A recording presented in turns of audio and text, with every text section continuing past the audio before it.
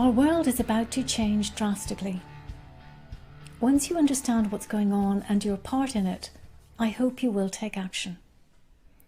The facts about wireless radiation have been very skillfully downplayed and covered up, causing many people to believe that it's not a problem. But once we know the truth, we can make more conscious choices. No industry can survive unless we support it, so our choices determine the way things go. If we don't take responsibility for our choices, instead expecting governments to handle things, we give them tremendous power. If we want our governments to be accountable to us, and if we want to regain control of our own lives, we must hold ourselves accountable for the way we are living.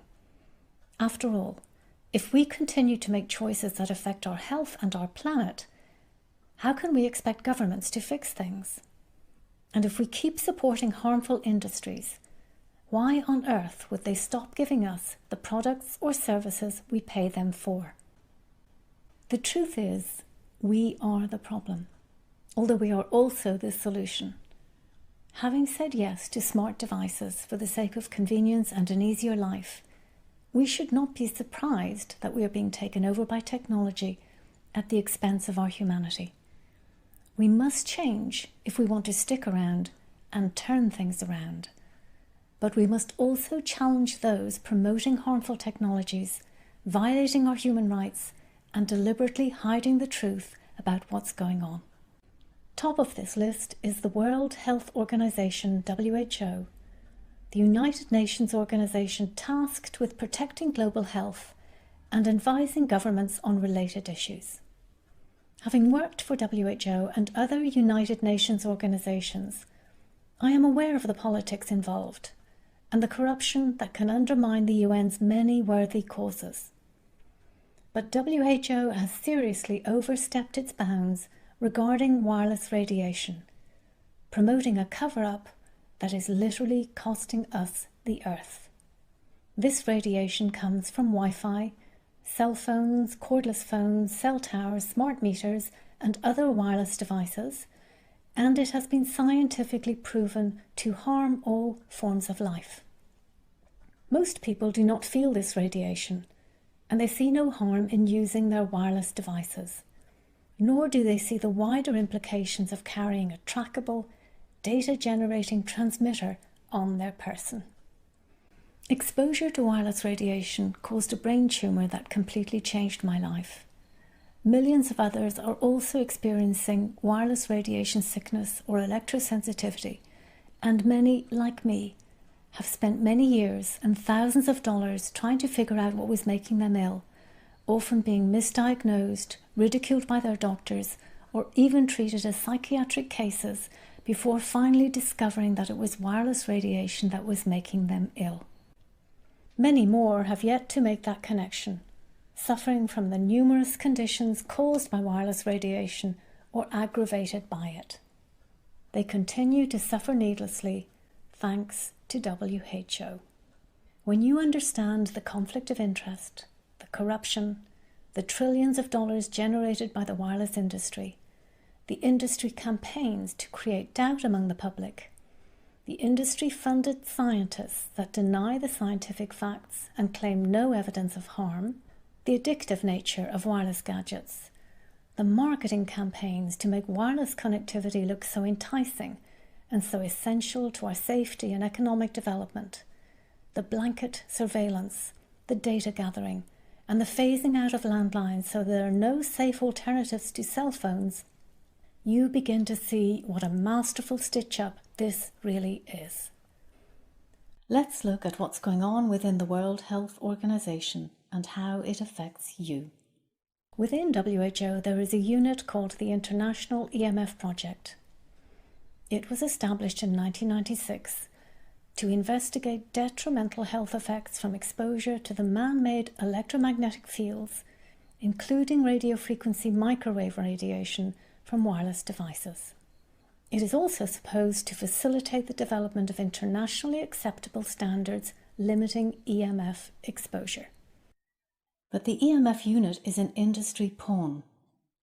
WHO may claim to be facilitating the development of supposedly safe standards and assessing scientific data, but the reality is something else altogether. It is deliberately hiding the truth, misinforming the public, and devising utterly meaningless safety standards based on unfounded science. Its EMF project is also receiving funds from and is staffed by personnel who have worked for the very industry from which it is meant to protect us. WHO uses some very nasty tactics to distract us from the truth. On its website, it accuses those who have been harmed by wireless radiation of having psychiatric problems. I am one of those affected, but I am not mentally ill. The former Director General of WHO, Dr. Gro Harlem Brundtland, a highly qualified medical doctor, has also been affected by this radiation, and she resigned from WHO because it was affecting her health. She's not mentally ill either. Millions of others, doctors, CEOs, IT personnel, electricians, pilots, housewives, teachers, scientists, and countless other people are being similarly affected. And we're seeing epidemics of many radiation-related conditions. Our world has never been so sick, thanks to the World Health Organization. What is truly insane is the irradiation of people and planet. In supporting an industry that has no conscience, humanity, or regard for our health, and in denying the diseases and environmental havoc it has caused, WHO is guilty of numerous crimes against humanity. In January 2017, I sent this document to 3 of the key players in this deadly game. The then Director General of WHO, Dr. Margaret Chan, the head of the EMF project, Emily van de Winter, an electrical engineer with no medical qualifications, and Secretary General of the United Nations, Antonio Guterres, also an electrical engineer. The document exposed WHO's industry bias and its cover-up of the truth about wireless radiation, challenging the addressees to be accountable. It went viral, reaching many thousands, but none of the addressees replied. They also failed to heed the hundreds of scientists, researchers, doctors and activists who have documented the science and urged WHO to take the appropriate action. Now, defying all logic, WHO is facilitating the deployment of 5G, the latest generation of wireless telecom systems that will also be used for worldwide surveillance of our lives. This technology may be up to 100 times faster and much stronger than 2G, 3G or 4G, and will, say scientists, cause irreversible damage to our health and our planet. Over 80,000 people from 168 countries have signed the international appeal to stop 5G on Earth and in space. The rollout of 5G is causing a global outcry as more and more people realize what this radiation is costing us. This high-frequency millimeter radiation will raise electromagnetic pollution to alarming new levels, profoundly affecting our bodies and minds while destroying our protective mechanisms and natural rhythms, as well as affecting crops, insects, plants, trees, our environment and our climate. With multiple 5G microcells being installed in cities and residential areas, it will be like having a cell tower right outside your window, powerfully irradiating your home and everyone in it. Some scientists have referred to it as a kill grid. Rolling out 5G is absolutely insane, says renowned scientist Dr. Martin Pall, and doing so without a single biological test of safety has got to be about the stupidest idea anyone has had in the history of the world. The argument is that 5G will boost the global economy like never before. In reality, it will make millions more people sick and unable to work, and will eventually cause the economy to crash. So don't be fooled by such arguments. 5G will not boost the economy. it will ultimately decimate it. 5G uses the same frequencies as stealth warfare weapons developed for crowd control, designed to cause rapid neurological and physiological damage. They are the perfect stealth weapon, silent, invisible, and potentially deadly. Despite having all the same attributes, however, wireless telecom systems have been rolled out unchecked. Many governments are aware of the dangers, yet quote WHO's misinformation to further their own economic agendas, causing widespread illness, disease, pain, isolation, addiction, suicide, loss, and despair. They are also invading people's privacy and using personal data to monitor, exploit, and control the population. Meanwhile, the technological takeover is creating a heartless, mercenary, data-driven surveillance society. It is, says scientist Joe Imbriano, a silent war, a war waged with invisible emissions that people are so addicted to that they cannot see what is happening to them. Never have we been so connected via technology, yet so disconnected from ourselves, from nature, and from each other. If we all opened our hearts and our eyes to what we have done, the whole world would be crying. If 5G satellites are launched into orbit in June 2019, and over 20,000 of them are planned over the next 2 years, it will be more than our bodies can handle. And you won't know what hit you because you won't see it coming. You won't know why you feel so ill, confused, lethargic, and many other things, because this radiation scrambles the brain and dulls the senses, as I and many others experience when exposed to it. Wireless radiation is coming at us from countless overlapping sources, with no way of it being monitored or contained. The radiation is now completely out of control and beyond anyone's control. You might as well try to define how much air you can hold in your hand. WHO's safety standards protect no one and endanger everyone by giving the illusion of safety. None of this makes sense to any intelligent person. You don't get the wireless industry itself documenting the dangers of wireless radiation, citing DNA damage and cancer, as Swisscom did in its 2003 international patent application, if that radiation is harmless. You don't get hundreds of independent scientists, researchers and doctors petitioning WHO for protection against something harmful, if that something is harmless. You don't get cancer clusters around cell masts, millions of people worldwide getting similar symptoms, or teenagers getting sick from Wi-Fi at school, with some even committing suicide, if the radiation is not harmful. You don't get some children developing the symptoms of autism and ADD when exposed to microwave radiation, and then recovering when they're no longer exposed, if that radiation is not affecting them.